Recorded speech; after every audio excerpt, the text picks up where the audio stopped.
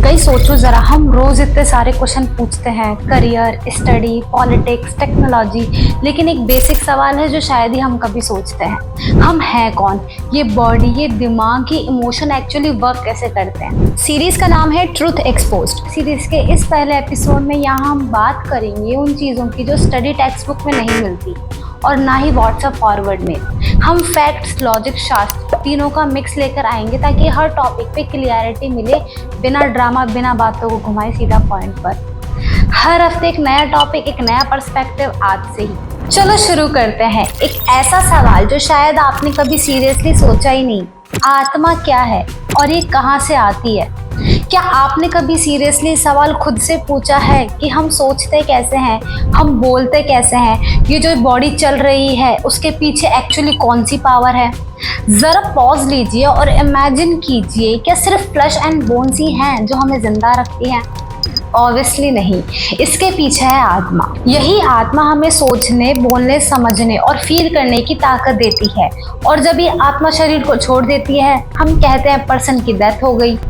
लेकिन असल में मरता कौन है? शरीर, आत्मा नहीं। अब असली सवाल ये है, आत्मा है क्या, कहाँ से आई है और ये मरती क्यों नहीं? संत रामपाल जी महाराज जी बताते हैं, आत्मा कोई नॉर्मल एनर्जी नहीं है, ये एक चेतन शक्ति है। इसका ओरिजिन है सच्चिदानंद घन ब्रह्म, यानी पूर्ण ब्रह्म। कबीर साहिब जी, कबीर साहिब जी खुद कहते हैं, हम हैं कबीरा सतपुरुष, हम रचो सब लोग, हम ही से सब उपजे, हम ही माता पिता सो।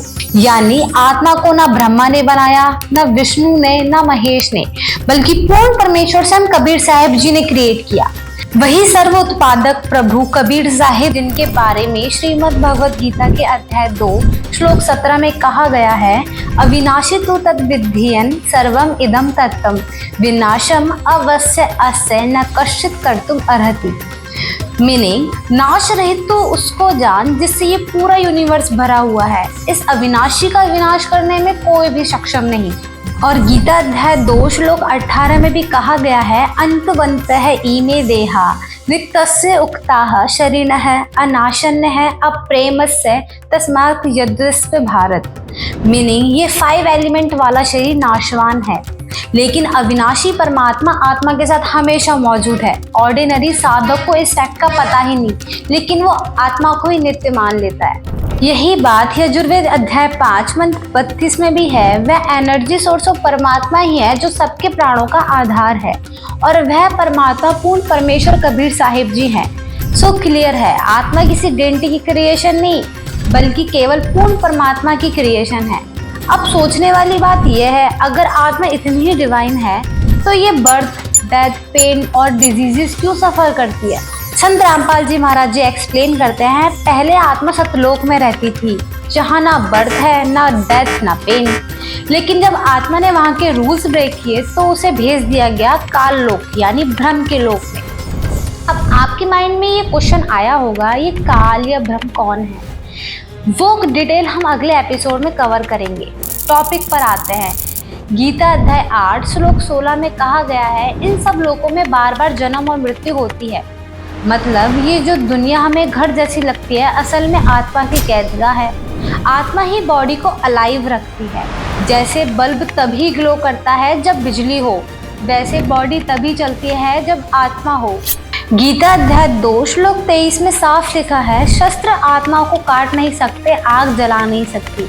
यानी आत्मा अमर है, तो फिर अल्टीमेट फ्रीडम कैसे मिले? संत रामपाल जी महाराज जी कहते हैं, जब तक आत्मा सतलोक वापस नहीं जाती तब तक उसे रियल पीस नहीं मिल सकती।